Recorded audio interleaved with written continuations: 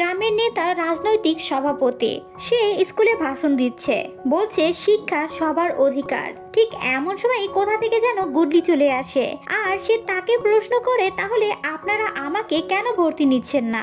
বিষয়টি হ্যান্ডেল করার জন্য সভাপতি তখন সবার সামনে হেডমাস্টারকে বকা দেয়। সে তখন বলে যত দ্রুত সম্ভব এই বাচ্চাটিকে স্কুলে ভর্তি করে নিতে। তবে এখানে মজার বিষয় হচ্ছে, সে যখন জানতে পারে এটি একটি সুইপারের ছেলে, তখন সে ঘৃণায় তার থেকে হাতটি সরিয়ে নেয়। এই ঘটনার পরে স্কুলের হেডমাস্টার গুডলির মায়ের কাছে নালিশ করে। সে তখন বলে গুডলি যেন এরপর থেকে স্কুলের ধারে কাছেও যেন না আসে। বাড়িতে হেডমাস্টার এসেছে। ভদ্রতার খাতিরে গুডলির মা তখন তাদের জন্য পানি নিয়ে আসতে চায়। এটি দেখার সাথে সাথে হেডমাস্টার এবং দত্তরি দ্রুত সেখান থেকে পালিয়ে যায়। আসলে যে মানুষদেরকে স্পর্শ করলেও নিজের হাত সাবান দিয়ে ধুতে হয়, সেই মানুষদের খাওয়া গ্লাসে পানি কিভাবে খাবে? আজকে গুডলির বাবা সরকারি অফিসে বাথরুম পরিষ্কার করার কাজ পেয়েছে। সেখানকার বড় অফিসার গুডলির বাবার মুখে মারের দাগ দেখে সে সেটি জানতে চাচ্ছে। তবে গুডলির বাবা এ সম্পর্কে কিছু তাকে না জানাতে চাইলেও লাড্ডুর বাবা চায়ের দোকানে ঘটে যাওয়া সকল ঘটনা তাকে খুলে বলে। এই কথা শুনে অফিসার তখন সেখানে থাকা বড় অফিসারদের চায়ের কাপে গুডলির বাবা এবং লাড্ডুর বাবাকে চা খেতে দেয়। গুডলির বাবা তখন ইচ্ছা না থাকার শর্তেও ভয়ে ভয়ে সেই চায়ের কাপে চুমুক দেয়। বিষয়টি বড় অফিসার বুঝতে পেরে সেখানকার সকলকে অবাক করে দিয়ে গুডলির বাবার কাঁধে ভরসার হাত রেখে তাকে বলে, ভয় পাবেন না, আমি নিজেও আপনার মতোই একজন নিচু জাতি থেকে এসেছি। আমি জীবন যুদ্ধের পাশাপাশি আমার পড়ালেখাও চালিয়ে গিয়েছিলাম। যদি ঠিক মতো সেদিন আমি পড়ালেখা না করতাম, তাহলে আজকে হয়তোবা আমিও আপনার মতোই অপমানিত হতাম। আপনি যা করছেন তা খারাপ কিছুই নয়, তবে সমাজের চোখে মানুষের চেয়ে মানুষের অবস্থানের গুরুত্ব অনেক বেশি। এত বড় একজন অফিসারের মুখে গুডলির বাবা এমন কথা শুনে সে ভীষণই অবাক হয়ে যায়। এরপরে সে বাসায় এসে তার স্ত্রীকে বলে, আমি সিদ্ধান্ত নিয়ে নিয়েছি, আমি যেভাবেই হোক আমার ছেলেকে পড়াশোনা করাবো। একমাত্র পড়াশোনা করলেই আমার ছেলে সমাজের চোখে মাথা উঁচু করে বাঁচতে পারবে। একথা শুনে গুডলির মা তখন গুডলির বাবাকে জিজ্ঞাসা করে, ছেলেকে পড়াশোনা করাবা সেটা ভালো কথা, তবে এত টাকা পয়সা কোথায় পাবে? তাছাড়াও মেথরের ছেলেকে কোন স্কুলেই বা ভর্তি নিবে? এদিকে গুডলিকে দেখানো হয় সেই স্কুলে ভর্তি হতে না পেরে মনের দুঃখে ধান ক্ষেতের ভিতরে থাকা কাকতারুয়ের গায়ের ড্রেস পরে সে চুপি চুপি স্কুলের ভিতরে ঢুকে পড়ে। এই প্রথমবারের মতো গুডলি স্কুলের ভিতরে ঢুকেছে। সে তখন স্কুলের দেয়ালগুলো অবাক হয়ে দেখতে থাকে। সে ছুঁয়ে ছুঁয়ে সবকিছু দেখতে থাকে। স্কুল কেমন হয়, স্কুলের ক্লাসরুমগুলো কেমন হয়, এই সকল কিছু গুডলির কাছে এতদিন অজানা ছিল। তাই সে ঘুরে ঘুরে সবকিছু অবাক হয়ে দেখতে থাকে। লুকিয়ে লুকিয়ে হলেও গুডলির এতদিনের বই ছুঁয়ে দেখা স্বপ্নটি পূরণ হয়ে যায়।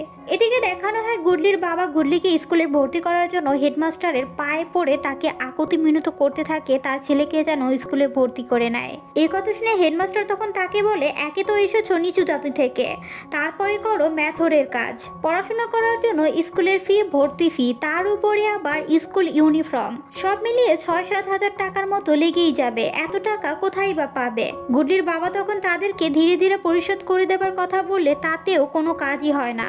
স্কুলের ভিতরে বসে গুডলি তার বাবা এবং মাস্টারমশাইয়ের কথোপকথন এতক্ষণ বসে বসে সবকিছুই শুনছিল। বাবা সেখান থেকে চলে যাবার পরে গুডলি হেডমাস্টারকে বলে, আমি শুধুমাত্র পড়াশোনাই করতে চাই, আর কিছুই চাই না। তবে মনে মনে হেডমাস্টারও চায় যে গুডলির মতো নিচু জাতির বাচ্চারাও যেন পড়াশোনা করতে পারে। সমাজের নির্মম বাস্তবতা যেন হেডমাস্টারের হাতে শিকল দিয়ে বেঁধে রেখেছে। এদিকে লাড্ডুর বাবা একটু সরল সোজা টাইপের, সে এত কিছু বোঝে না। গুডলির বাবার মতো আকাশ ছোঁয়ার স্বপ্ন সে দেখে না। কিছু বাড়তি ইনকামের জন্য ছেলে লাড্ডুকে সে তার সাথে ড্রেন পরিষ্কার করতে নিয়ে আসে। গুডলিও তাদের সাথে এসে একটি জায়গায় বসে তাদের সকলের কাজ সে দেখছিল।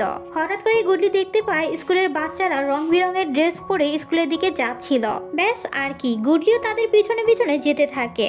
মূলত আজকে স্কুলের সংস্কৃতি অনুষ্ঠান ছিল, তাই বিদ্যালয় পর্যবেক্ষণ করার জন্য শিক্ষা মন্ত্রণালয় থেকে 4-5 জন ভিজিটিং অফিসার চলে আসে। বরাবরের মতো আজকেও স্কুলের বাচ্চারা সুইপারের ছেলেকে স্কুলের ভিতরে ঢুকতেই দেয় না। তবে গুডলি সবার চোখে ফাঁকি দিয়ে একদম সরাসরি স্টেজে গিয়ে পৌঁছায়। সে সবার সামনে একটি প্রশ্ন ছুড়ে দেয়, আমি সুইপারের ছেলে হয়েছি তো কি হয়েছে? আপনারা আমাকে স্কুলের ভিতরে কেন ঢুকতে দিচ্ছেন না? আমিও আপনাদের মতোই পড়তে চাই। আমি জানতে চাই আকাশের তারা কেন মিটমিট করে জ্বলে। ভিজিটিং অফিসার গুডলির কথাগুলো একদম মনোযোগ সহকারে শুনছিল। তবে মনের ভিতরে লুকিয়ে রাখা রাগ, ক্ষোভ, আক্ষেপ নিয়ে বলা কথাগুলো গুডলির কোনোই কাজে আসে না।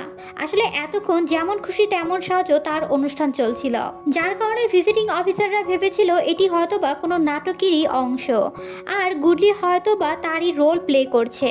তাই সকল অফিসাররা গুডলির পারফরমেন্স দেখে হাতে তালি দিয়ে তাকে উৎসাহিত করে। এত সুন্দর পারফরমেন্স আর কোনো পুরস্কার পাবে না তা কি হয়? অনুষ্ঠান শেষে গুডলি শিক্ষিত সমাজের কাছে মার খেয়ে সে কড়াই গন্ডায় বুঝে গিয়েছে এই শিক্ষিত সমাজ তার জন্য নয়। তাই সে বাধ্য হয়ে আবারও লাড্ডুর কাজ দেখতে ফিরে আসে।